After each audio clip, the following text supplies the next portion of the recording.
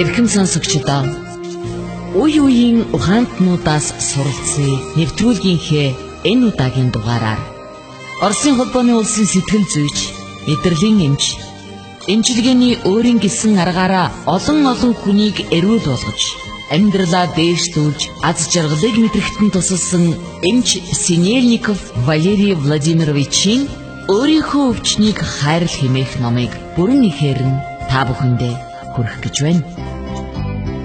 Орос хэлнээс хөрвүүлсэн хууль зүйн ухааны магистр, хуульч Хандмаа мөн энэ номыг бидэнтэй хамт та бүхэндээ сонирдуулж байгаа юм.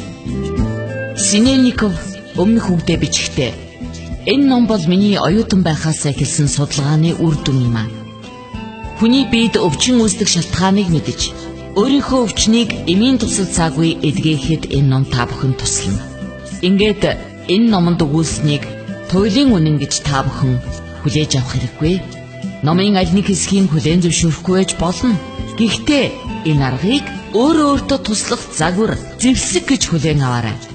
Мэдээж танаас өөр таны зовлон бэрхшээлийг хамгийн сайн ойлгох хинч байхгүй шүү дээ гэж бичсэн байна. За ингээд өөрийнхөө өвчнийг хайрл хэмээх энэ номыг та бүхэн маань анхааралтай сонсож, Хандмаагийн хэлснээр аз жаргалтай эрүүл амьдрах боломжоо нэмэгдүүлж, их дэлхийгээ энх тайван амар амгалан үрд оршин байлгахын төлөө амьдарцгаая. Та бүхэн номоо тухтай сууж анхааралтай сонсноо. 3 дугаар бүлэг Сөнөөгч бодол. Айдас, түгшүүр, тайван бус байдал. Үргэлжлэл.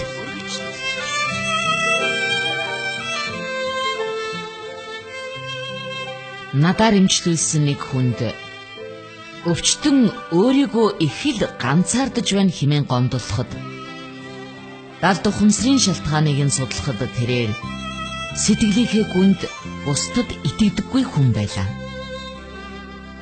Түүний энэ хандлагыг эцэг нь бий болгожээ. Тэр үргэлж эргэн тойрон бөөн хуурамч, ёс суртахуунгүй хүмүүс, бүх эмэгтэйчүүд бол өлөгчингүй. Тэд эрчүүдийг зөвхөн ашиг харж эргүүлдэг. Үүнээс болж эрчүүд хохирдог гэж ярьдаг байж. Миний үйлчлүүлэгч өөрийнхөө амьдралын бүх үйл явдал, тэр тусмаа өвчин нь эцэг эхээсээ үүссэн амьдралыг үзэх үзэлтэй холбоотойг төсөөлөж үгүй явжээ. Тэрээр амьдралыг үзэх үзэл, бусдад хандах хандлага өөрчилснөөр амьдралд нь ойр дотны хайртай хүмүүс бий болж өвчин нь жидэгсэн. Үхлээ сайхан үхэл амьдралд хандах хандлага буруу байгаагийнх. Энэ нь хизээ нэгэн цагт ойр дотны хүнийтэй нь үхэлтэй холбоотой цочрол байсантай холбоотой байж болно. Эсвэл амиа хорлох санаа, амьдрах хүсэлгүй болох.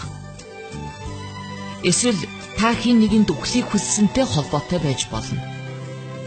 Өөр шалтгаанч байж болно. Ямар ч шалтгаан байсан, өөрийнхөө үхэл амьдрал гэсэн ойлголтод хандах хандлага өөрчлөөрэй. Миний нэг үйлчлүүлэгч үхлээс ухаан алдтал айдаг. Үргэлж үхлийн тухай зүүдэлж, гудамжинд дандаа оршуулгатай тааралдаж, байнга түгшиж, ганцаараа үлдэхээс айдаг байлаа. Гэтэл энэ айдас нь түүний эцэг эхээс шууд хамааралтай өсчээ. Түүний ихийг жирэмсэн үед эцэг эх хоёр нь хоорондоо түнжин хагарч, ээж нь амьдрахаас дургуйцсан хүүхдэн авахулах гэж байжээ. Хэдийгээр энэ нь далд ухамсрын өөрийгөө хөнөөх програм боловч, түргэн зуур хүүхдийн далд ухамсарт шингэсэн байна. Охин том болж цэцэрлэгт явж эхэлснээс хойш ганцаараа өрөөндүүлдэж чадахгүй харанхуугаас айдаг байж. Эцэг эх нь энэ айдас юунаас үүдэлтэйг ердөө ойлгодоггүй байж.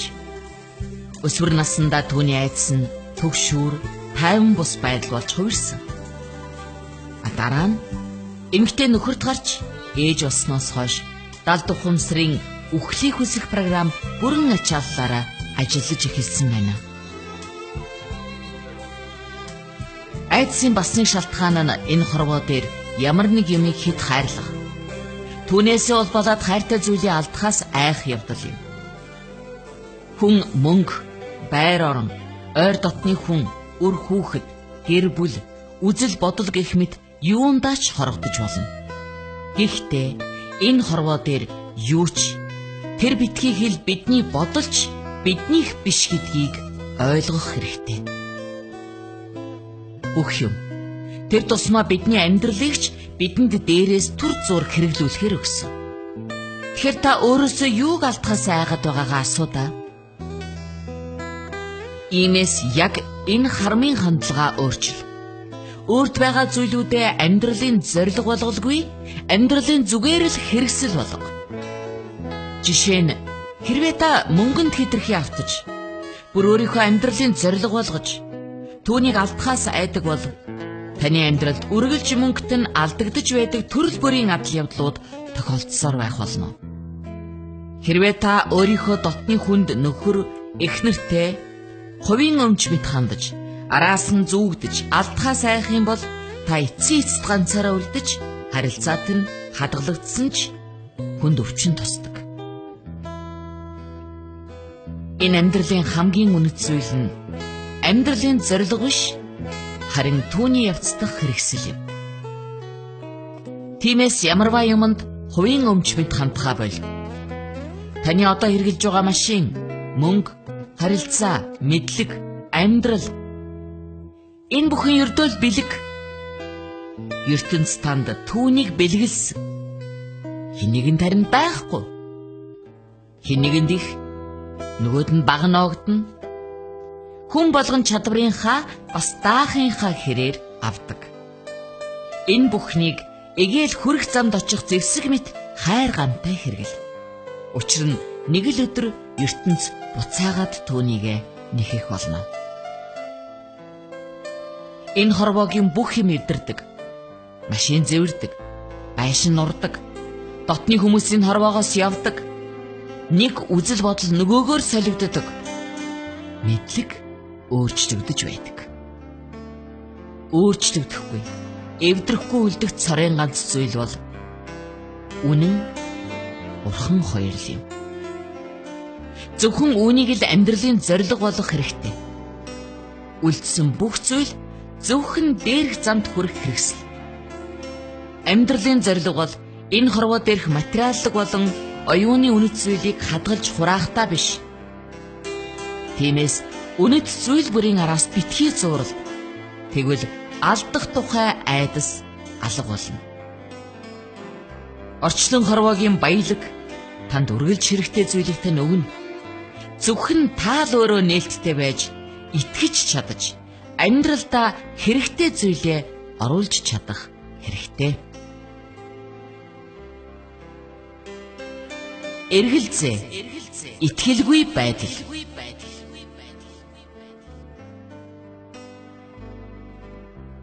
Эргэлзэж итгэлгүй явах нь амьдралд маш олон асуудал үүсгэдэг.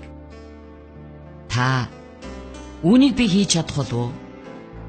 Үүнийг эхлэх хэрэг байна уу? Хэрвээ болохгүй бол яана? Би зөв хийж байгаа болов уу? Гэдэг асуултыг өөртөө хэр зэрэг олон тавьдаг вэ? Ийм болон үүнтэй адилхан бодлууд нь бидний төлөвлөснөө хэрэгжүүлэхэд саадуулж, хүчийг маань барж, биднийг солруулдаг. Ямар нэг юмд итгэхгүй байх нь тэр юмыг бүтэхгүй болсон. Эсвэл заавал болгоно гэсэн үг биш. Тэртээ тэргүй бүх зүйл бидний зорилгоос хамаарна. Бид өөрсдөө амьдралаа бий болгодог.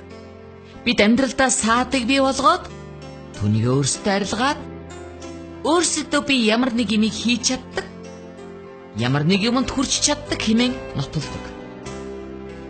Энэ бодол, мэдрэмж маань бидэнд эерэг санаа өгдөг. Түүний зэрэгцээ биднээс сонголтынхоо үнэн зөвд итгэх, зорилгодоо хүрэхэд дахин их хүч гаргахыг шаарддаг. эргэлзээ. Өөртөө итгэлгүй байхын эерэг тал нь амжилтанд хүрэхийн тулд хүч чармайлт гаргаж зөв сонголт хийх гэсэн хүсэл юм а. Тэгэхээр өөртөө бий болгож байгаа саад бэрхшээлээ өөрөө туулах гэж хичээж 2-3 дахин их хүч гаргах хэрэг байна уу? Хэрэг танд саад бэрхшээл хэрэгтэй бол үргэвч үрээд уул руу яв. Хүсснээрээ бэрхшээлийг аваад бас бөөн таашаал авна шүү дээ. Ямар нэг юмыг хийхээс эсвэл буруу хийхээс бүү. Ямар ч үр дүн бол сайн ч бай, муу ч бай үр дүн. Бидний үйлдэл тиймээс үргэлж зөв. Томоор бодох юм бол ялалт, ялагдал, алдаа гэж байдаггүй. Сайн, муу, илүү, дутуу гэсэн тоглоомоор тоглохоо бол бид бүх насаараа өөрийнхөө болон бусдын алдаан дээр суралцдаг.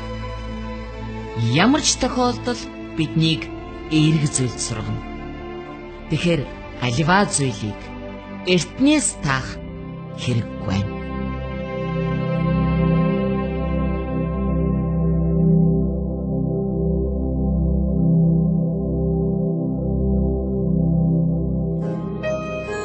Эрхэм сонсогч та бүхэн Оросын холбооны улсын сэтгэл зүйч, мэдрэлийн эмч Синельников Валерий Владимировичийн өөрийнхөө өвчнийг хайрал хэмээх номыг бүрэн ихээр нь сонсож байна. Энэ номонд Бурхан, ертөнц, дээд ухамсар, үнэн байдал, хүч, бодит байдал, дэлхий зэрэг үгийг их ашигласан байгаа. Энэ олон нэрээр хүмүүс бидний дотор байдаг. ертөнцийн ноёрхдог нууцлаг, онцлог шиг авгаа хүчийг бэлэрлсэн юм. Хэрвээ та шүтлэгтэй бол Бурхан гэсэн үгийг ашиглаж болно. Харин та шашингүй үзлэр хүмүүжсэн бол хүч, энерги, үнэн байдал гэсэн үгийг хэрэглэнэ үстэй хэмээн Синельников энэ номонд өгүүлсэн байдаг юм аа. Амьдралаа элч хүчээр, итгэл, найдвар, эрүүл мэндээр дүүргэх хүсэлтэй хэн бүхэн энэ номыг анхааралтай сонсоорой. Үргэлжлэл бий. Радио FM 107.5